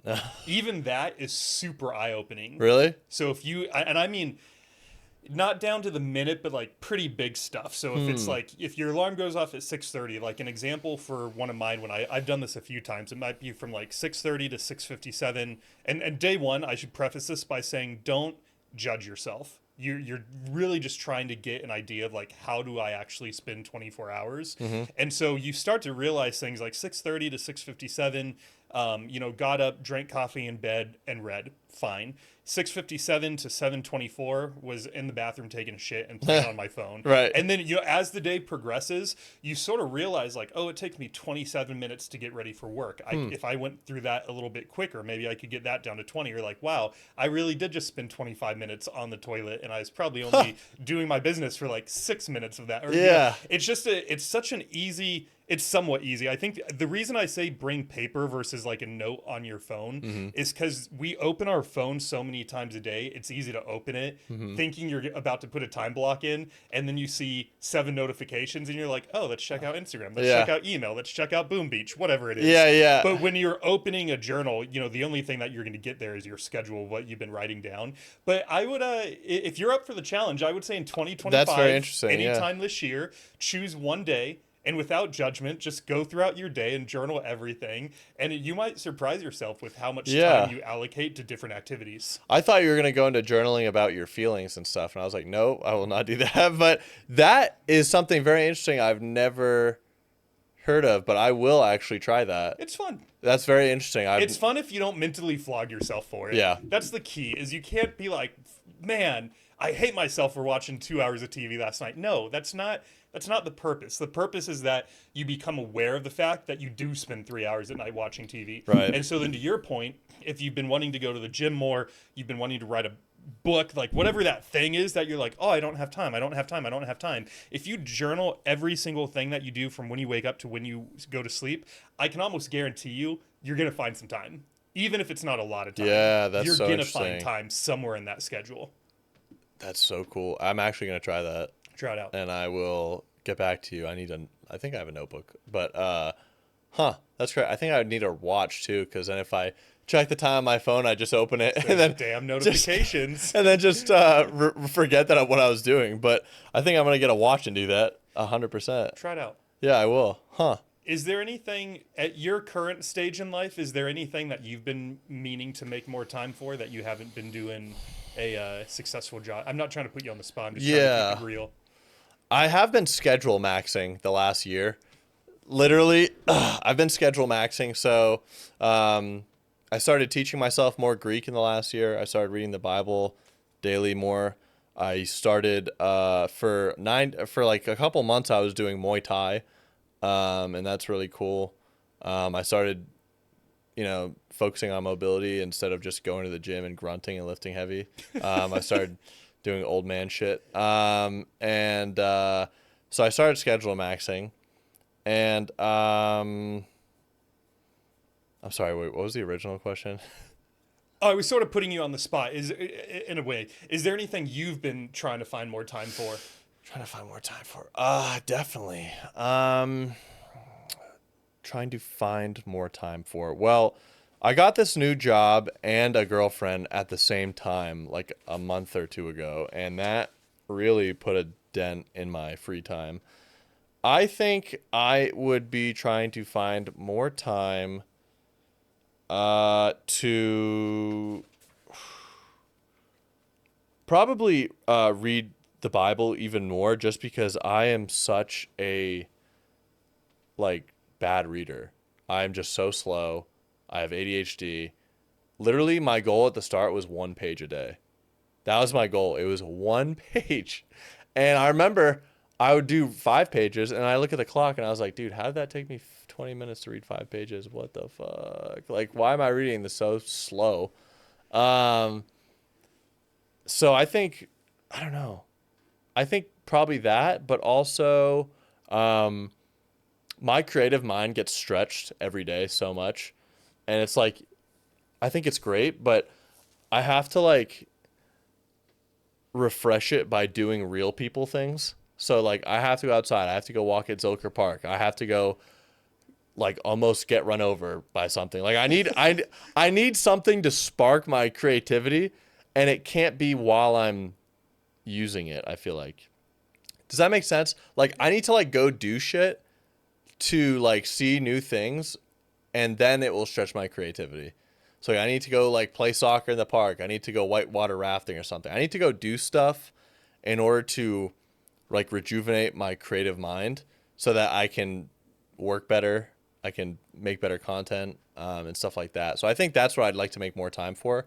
I remember I'd always said that like I was living here for now almost 3.5 years, and I hadn't gone to as many of the downtown events as I wanted to in Austin. Like I was just staying in my own little shell, and I just want to be able to do that more. I think utilize the downtown and the city more in the events like South by Southwest, ACL. That's kind of like what I want to do. Yeah. But do you go to any of those?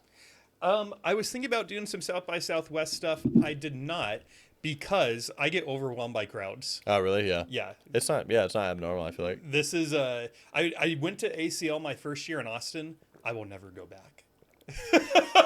It wasn't worth it. For anyone who doesn't know, because there are a lot of listeners outside of Texas, ACL stands for Austin City Limits. It's a music festival. Mm-hmm. At the end of the day, it might be a great music festival, but it's just a music festival. So if you've Yeah. been to one, you essentially know what ACL is. ACL is a music festival on steroids, and a group of my friends was there, and this is what turned me off to it, was they really wanted to see Hosier was playing that year. Oh, yeah. And Take me to church. They were like, we're getting to the stage early, we're going to be in the front, and I didn't really think anything of it. I was like, cool, we'll get there early, we'll get some beers, some hot dogs, we'll sit in the front. Yeah. Cool. So we get up there, and as the show is about to start, it's like 3 minutes from him taking the stage, and I turn around, I do a full 180, and there's this crowd of thousands of people.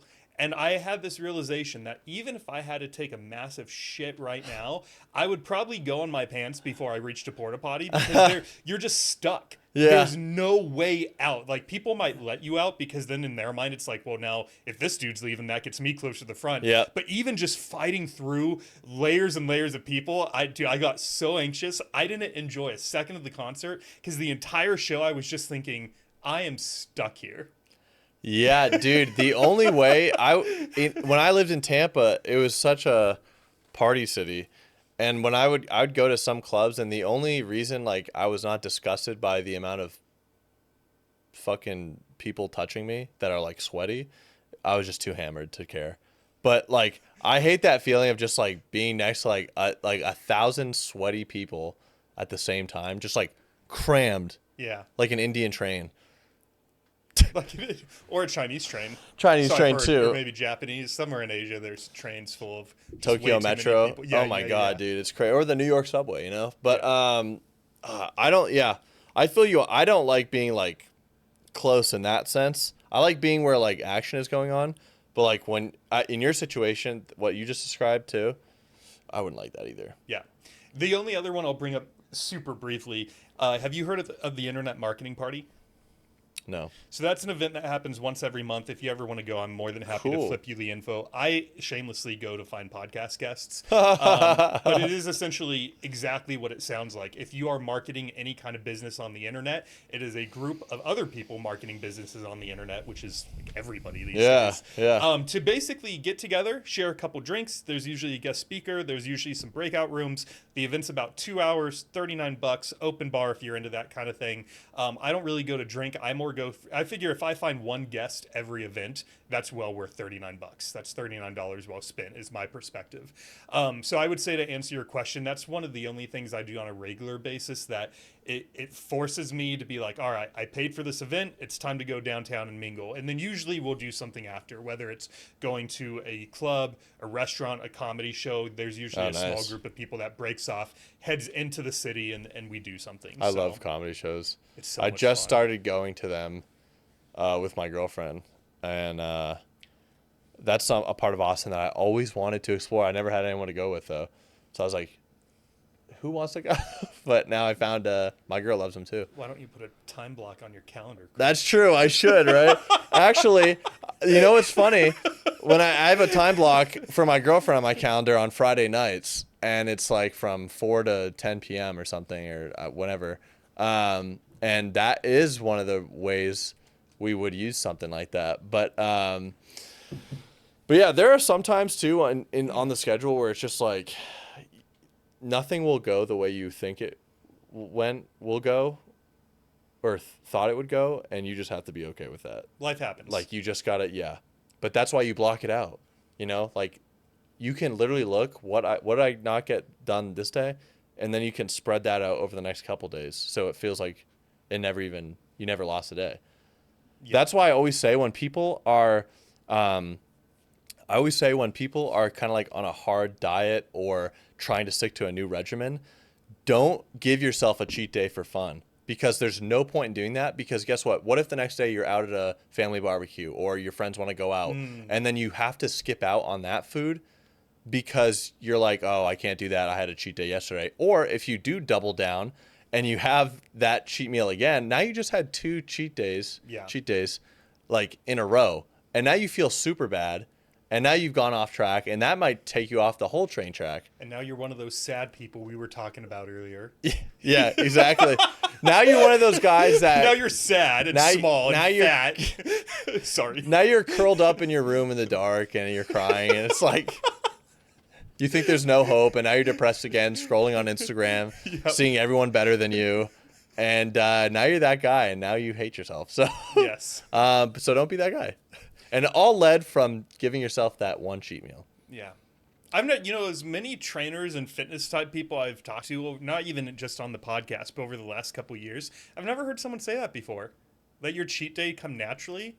Yeah, let it. That's wild. I've never heard of that before. Yeah. Because it's so true. You're getting probably about once a week or a couple times a month. Exactly. 100%. Yeah. But like my mom's in town. She has a sweet tooth that's like as big as an iceberg, and it's like she I call her cupcake queen, just because like all she eats is such a weird diet is salad and cupcakes. It's like, what the fuck? Mom diets. Yeah, it's so weird. It's like, what? No, I feel like, and I started noticing this connection of if you're on a good regimen and you let yourself slip up once, it's an avalanche. It's a snowball. Sorry, not an avalanche. It's a snowball. And I noticed that in several ways for myself. And just let it happen. And when you're with your friends or you're going out or you have one drink because it's a social thing or something, you don't have to stress about it. You're like, oh, well, I did pretty good all week. I'm out with friends now. And tomorrow's the same old. Yeah. That's it. Chill. Easy. Relax. Yeah. It's really not hard. Yeah. Yeah. All right, I'm going to change gears here. Okay. There's a post you made on your Instagram. I'm assuming that if it's on your Instagram, it's free game to talk about. Yeah. It's not a private account. Yeah. You made a post on April 1st, 2023. Okay. Do you know which one I'm about to bring up? Was it that I'm not natural? Yes. Yeah. So I didn't know if I should take that post seriously or not because you made it on April 21st and because, don't take this the wrong way, you're not like huge. Yeah. You know what I mean? It's not like you're 0% body fat, 250 pounds, not to say that everyone who takes steroids look like that. I could go either way. Like if you told me like, David, I'm taking PEDs, I'd believe you. If you also told me, David, I've never taken PEDs, I would still believe you because you look very natural. Thank you. So the question I wanted to ask is, have you or are you on any performance enhancing drugs? Well, did you say I'd put that out on April 1st or April 21st? April 1st. I can show you a post. Yeah, no, it was definitely, you know why? I actually had friends and family and clients reach out to me after I made that. And I thought I might have put something on my story, but I thought it was clearly an April Fool's joke. But no, full lifetime natural. 100%. I would not lie about that. Okay. Because I grew up with people that are like, love to lie about that. Yeah. I was very close to not being natural. I was very tempted. And that, I think, is the second stage I was in my fitness journey. I was just like, yeah, let's take something. But I was like, if I take something, I'm going to get famous. And that's not how it works. But no, full lifetime natural. And I like doing it naturally. And I also can't wait to take tests when I'm 50. Yeah. So that's what my plan is. I figured it was a joke when I first came across the post. I wasn't looking at dates, so all the caption said was something like, "Oh, I hate to admit this" or something. I was like, "Oh, that could be fun. Let's click on this one." So then I read through the post, and on the writing, the caption underneath, you mentioned April Fools, but then I listened to the video, and then I saw it was made on April 1st. I'm just like, I'm so confused right now. This guy he's playing with me. All right, let's move on past that Yeah. then, since you're well. Actually, I'll just ask you one quick question on that. Why have you never taken anything? I feel like I was really scared to mess up anything hormonal. So I know, yeah, you can kind of like, okay, I'm lazy. And I was like, dude, you have to count this shit out. 2, you mix that with an overthinker though. And it's like, oh shit, did I take 200 milligrams yesterday or no? What do I need to do today? So I wasn't as organized when I was really contemplating it. I was way lazier too back then. But I think also just cause it's kind of beautiful to see what you can do naturally too. I don't think there's a reason to shit on anyone that takes PEDs, but I do think there's a reason to shit on people that lie about it and Sure. like promote false results with, something that they don't mention. That's what I think there's a problem with. Like, stop promoting results from a fat burner supplement that you get royalties from rather than the 500 milligrams of testosterone you take. Yeah. So that's what I have a problem with. But no, I just felt like I feel like I never really needed to. Thought about getting calf implants.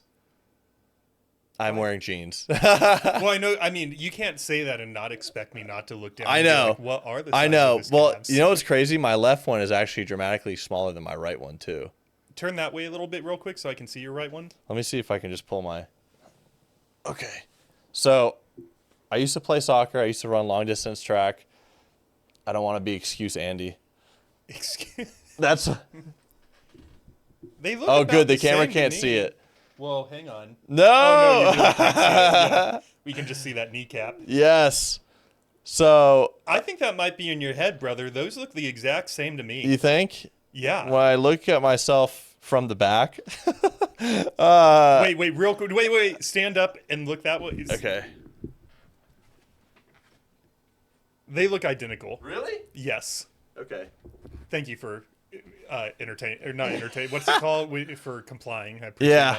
that. But that's the thing that's so fucked up with body dysmorphia, and like one of the things I hate about social media is this is the perfect example. If you look in the mirror and you see 2 different size calves, I look at your legs, I see the exact same size leg. They look identical to me. Well, I'm glad you think that. I will never think that. No, I'm fixing it. I got a stretcher board thing for my apartment that I literally stretch my calves on. I try to daily. Is it something that like forces your toes to go up? So Yeah, it pulls on the... so it's like this grip of a skateboard on this slanted board at like this angle, and the grip's right here, so you just step on it and bend your foot. Yes. Yeah, so I love that. super cool. Highly suggest it. It's only $23 on Amazon. So. All right.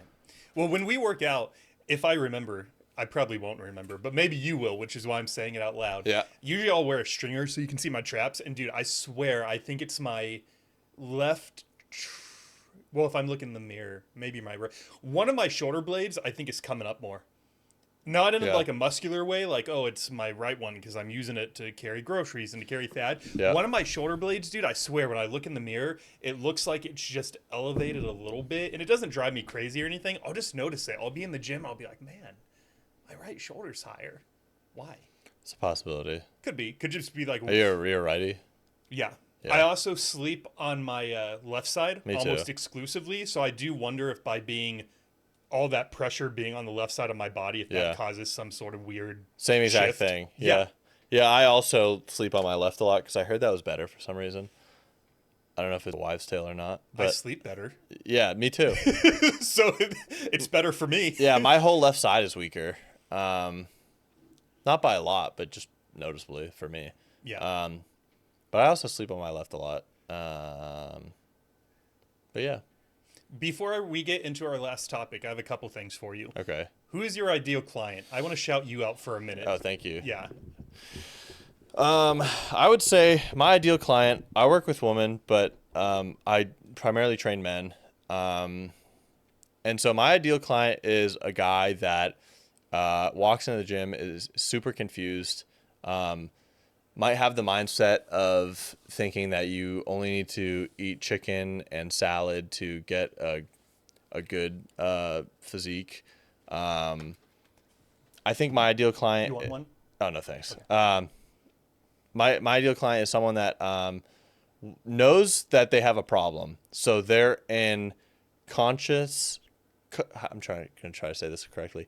Conscious incompetence, right? So before that, the first stage is uncautious incompetence. So they don't even know what's wrong with them. They don't know why they have low energy. They don't know why they don't have time to work out. They just think they don't have time. But now conscious incompetence is like, okay, I know I need to work out now. I know I need to make a difference. I just don't know where to start. And so that's my guy. That's my ideal client. And someone that really a motivated person too. Working with unmotivated people is really tough because it's like, especially online, because it's like you can lead a horse to water, but you can't make it drink, right? Believe it or not, I've worked with actually a couple really bad attitude clients, and they still get results. And I'm like, just at home workouts too. I was like, oh, well, you know what? This worked out. Nice job. So pretty much someone that thinks they don't have time, thinks they're too busy, because I'm actually coming out with a brand new offer on my online coaching. It's called the Achilles Method. Do you know the story of Achilles? Sure, but entertain the audience in case they don't. So Achilles, Greek mythological god that was dipped into a fountain, or no, I'm sorry, a pool of like invincibility water or something. But he was held onto by his ankle, and the only way he died was when he got shot with an arrow in his ankle. So it's making your weaknesses into your strengths. So it's called the Achilles Method, because I want to target a weakness in you. And you know that you don't think you have time to work out, and we are going to work through what your weakness is. My client that I talked about earlier, his weakness was sleeping. I helped him out with that, and he's going to start ripping it up soon with his program. The program also, I have a nutritionist that you can work with on my team. Nutritionist talks to you about what you like to eat, allergies, stuff like that, and we actually have a meal service program that we ship meals to you. And so that's all included in the package in the Achilles Method. All about really giving you no room for error. I look at your schedule and I'm like, this is when you're going to the gym. You have free time right now. Period. Like there's no, I know what you're doing, dude. Like you should be at the gym. So that is really who I help. And is the best way to find you or to get a hold of you on Instagram? Yes, 100% if you DM me. What's up? So he answered me. That's how I got you on the podcast. That is true. So he does look at his instant messages. Yes, I do. And I can tell who's like trying to pitch something to me now, where it's like a lot of, I don't know if you get this, a lot of coaches in my space, like get people being like, yo, I saw you don't have a newsletter. Do you need a copywriter? I get like 2 of those people DMing me every day. People wanting to like work for me, I guess. Yo, like your videos look good, but like they could look better. Do you need an editor? Those are the DMs I get a lot of too. I've been getting a lot of out of town guests. Really? Who their assistants hit me up and they're like, hey, could we have on could CJ come on? And I might look them up. Sometimes I don't even look them up. I'll just hit reply and I'll say, are they in Austin, Texas? They reply, no, they're in Ohio. And I'll be like, all right, well, I'm only doing in-person conversations right now in Austin, Texas. And they'll be like, well, will you do one Zoom for our guests? Really? And so those emails I just don't even answer anymore because it's the exact same conversation every time. And I'm like, no, I'm not. You clearly didn't look at the podcast because if you even scrolled through it for like 20 seconds, you would see there are no Zooms. And the only Zoom I will ever do is with one of those 2 people right there. If Peter Dinklage Oh my God. or Beth Riley's people, or sorry, not Beth Riley. Beth is her name in the TV show. Kelly Riley. If Peter or Kelly's people reach out to me and they say they will come on your show, but only over Zoom, I will take them. But outside of those 2, nobody else. Peter Dinklage is a legend. He is. He's in so many iconic things. Yeah. You've heard of him. Oh, yeah, I know. Me and Peter go way back. No, I'm kidding. No, I'm kidding. So find him on Instagram. And it's the link. It's just Omega Aesthetics, right? Yes. And if you don't know how to spell that, it'll be in the show notes. Scroll down a little bit. Click on the link. AE. STHE. Wait, right? TICCS. Yeah. Yeah. I forgot to spell it too. It's okay. Final question for you. We're going to end on a potentially hot topic. Okay. Run clubs. Oh, fucking run clubs. Let's talk about run clubs. Free-form conversation. I have no Okay. set agenda for where I'm going to take this conversation. Okay. In fact, I might end up disagreeing with you. I might play devil's advocate to Okay. this conversation. All right. Give me your take. Obviously, I heard it because we were on the phone, but the audience was not there for that phone call. Give me your take on run clubs. Run clubs are, this is what I've seen, and this is why I have a somewhat negative perception of run clubs, is because I see a lot of people go there just to show off on social media, and they don't do any running. Or if they do, they might film a little bit of running, or if they do eventually actually run through like how you're supposed to, right after they just go make another an unhealthy decision that they won't show. So it's like, I think, right, we were talking about like people who go to these run clubs and then just go get beer right after. And I'm like, how are you going to show you running, but you don't show you doing the beer? So I think a lot of people go to run clubs for the wrong reasons.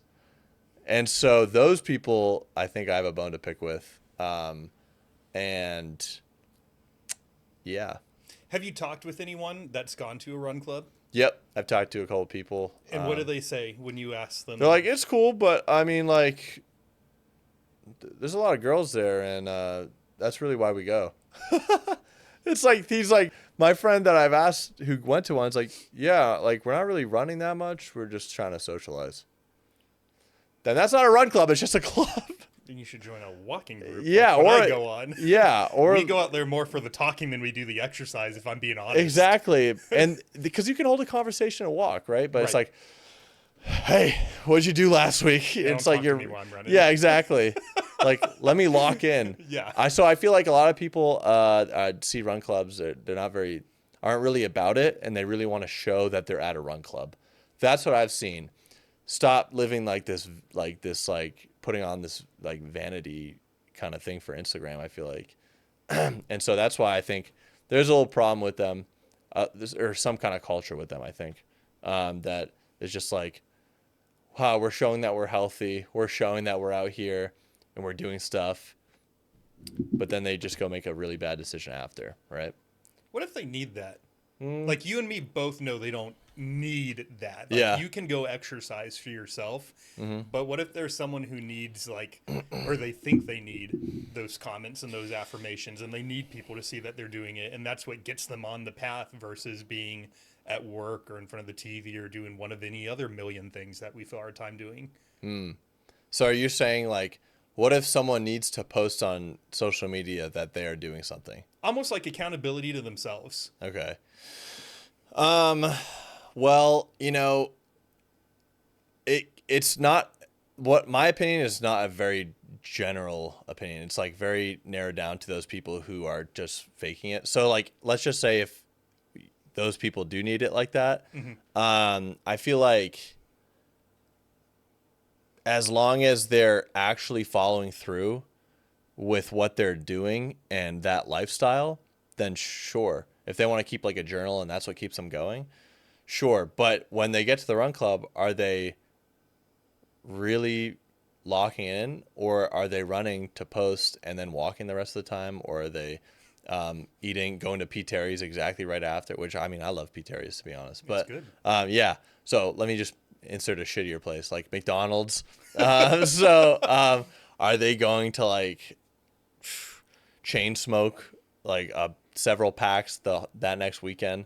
Like, what, like, that's how it's tough, because like you kind of have to know before you make that critical judgment. Right. I call out my friends that do stuff like that, where it's like, they're like, I don't know what a good example is, but I call out, like, my close friends are like doing fake stuff and like try to be one way but really act another. I'll just straight up call them out. Yeah. So, because like I feel like that's what friends do.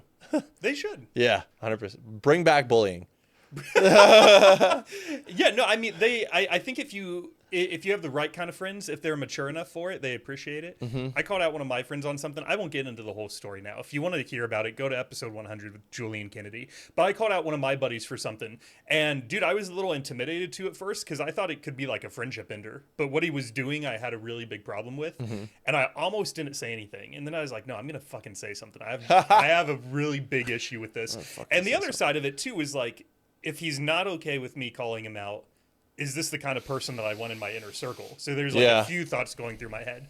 And about a year after it happened, he mentioned to me on the podcast, he was like, I was really happy that you did that because I didn't see where I was at in the moment. And I almost needed that external force to be like, CJ, you're being a piece of shit. Yeah. Because he couldn't see it for himself for whatever reason. And so I love that about Julian, that he has that ability to be like, you know what, David, you want to call me out on something? I'll listen. That's great. Yeah. Not everyone's like that, Lo. Some people might get very defensive. Yeah. Some people might be like, hey, leave me in my run club and my beer alone. We're just going to do our thing.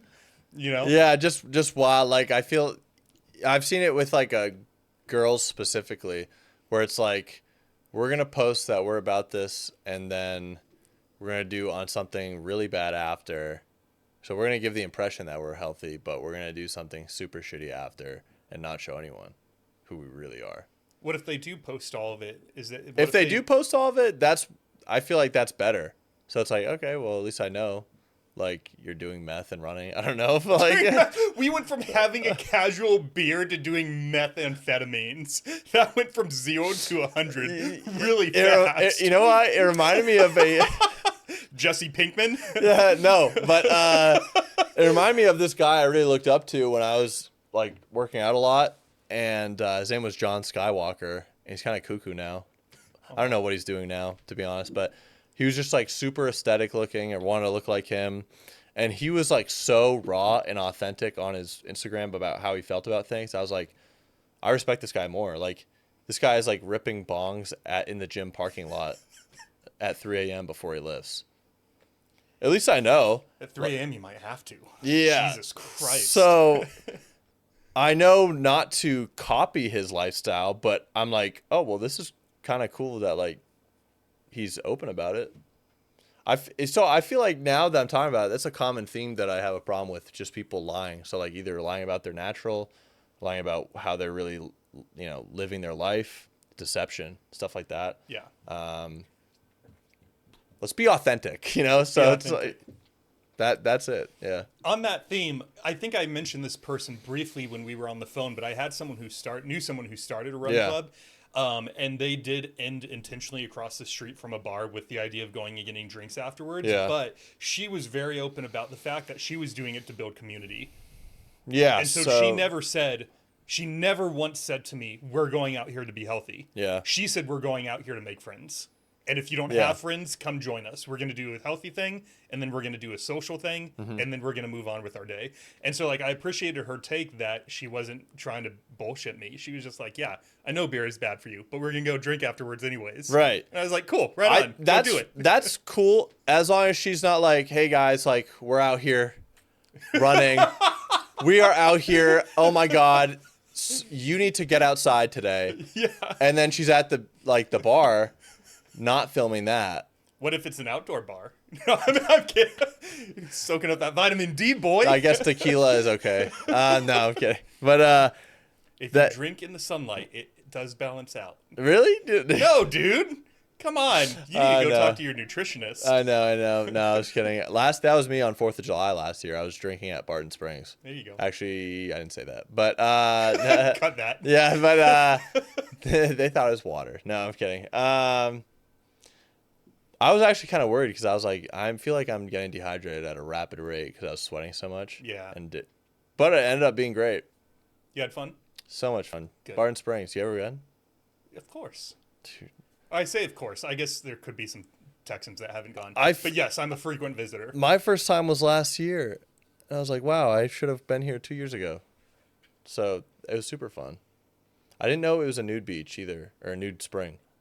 Yeah, that surprised me. That surprised me when I saw an old grandma.